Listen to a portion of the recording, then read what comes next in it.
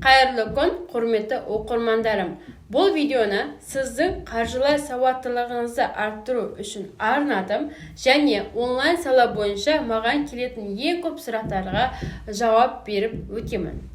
Соттағы аресті шешуге бола ма?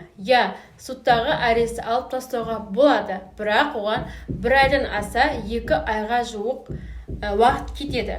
Және сотқа неге төлей алмағаныңызды немесе сот решениесіне неге жауап қайтармадыңыз? Осы бойынша нақты анықтама көрсете алсаңыз, соттан сізге тиімді жауап алып, графикке қойып төлей аласыз.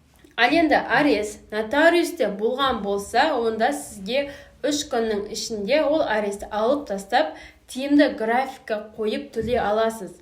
График алып төлеу сіздің ешқандай кредитный рейтингіңізге әсер етпейді. Егер нотариус жоқ болса, оны нотариальный палата арқылы немесе суд арқылы шешуге болады.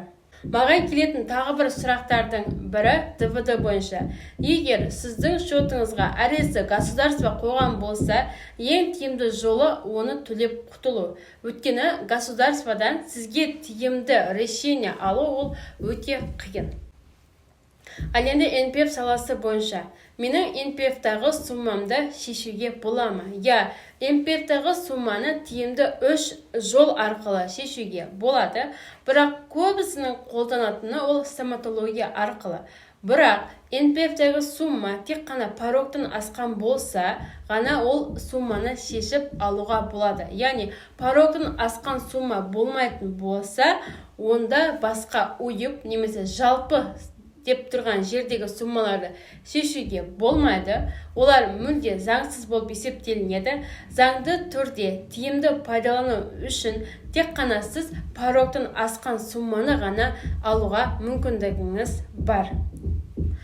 Банкротство туралы. Мен банкротствоға тапсырсам бола ма? Егер сіз кредитті 1 жылдан аса уақыт төлемеген болсаңыз, сіздің счетыңызға 12 айдан астам уақыт мүлде ақша түспеген болса, тіпті 100 теңгеде, және сіздің атыңызда мүлік немесе әйеліңіздің атында мүлік, үй, машина деген болмайтын болса, сіз банкротствоға тапсыра аласыз. Яғни сіз төлемге қабілетсіз адам болсаңыз ғана банкротствоға тапсырып, одобрение алуыңызға болады.